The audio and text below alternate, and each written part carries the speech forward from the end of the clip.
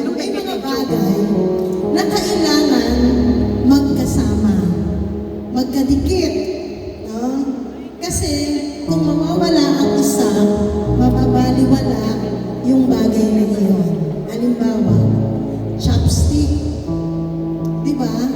Ang chopstick, kailangan talagang dalawa. Kasi hindi siya magiging chopstick kung wala na yung isa. Tama po ba?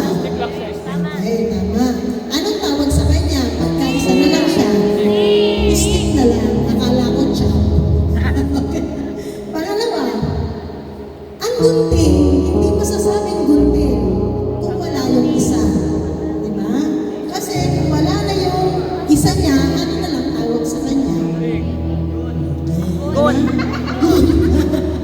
Gun na lang daw. Wala na yung ting. No? Okay. So, ganun din po sa ating buhay. Ika nga, ganun din sa sayang. It takes two to tango. Diba? Makakapagtango ka ba ng isa ka lang?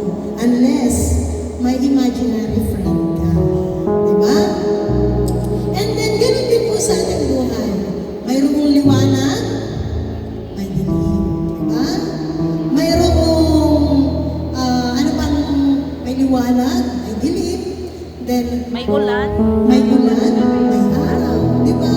So, may tuwa, may lungkot. Diba? So, ganito po yung sinasabi sa ating Ebanghelyo.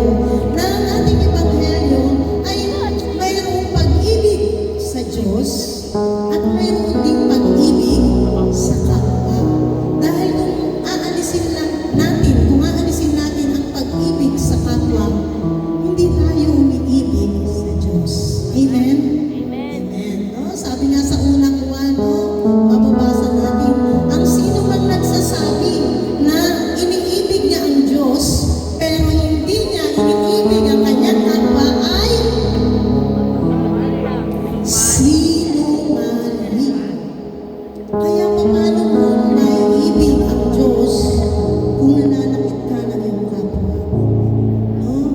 Paano kang sinasabi mo na iniibig mo ang Diyos, diba? Kung nagnanakaw ka. Paano mo sinasabi na iniibig mo ang Diyos kung nakikiapid ka? Paano mo masasabi na iniibig mo ang Diyos kung nagsisinungaling ka sa kapwa mo? Diba? So, ibig sabihin, mga kapatid, ang pag-ibig sa Diyos ay totoong kailangan mong magpakabuti dahil ang iyong Diyos ay mabuti. Amen? Amen. No? At, syempre, sabi nga is, ang paglilingkod sa Diyos ay paglilingkod sa kapwa. Alam namang hindi mo nakikita ang Diyos, pero hindi mo alam na siya pala yung pinaglilingkuran mo. Sino yung pinaglilingkuran mo? Diba yung Diyos at ang iyong kapwa? No, minsan may mga tao na naglilingkod sa kapwa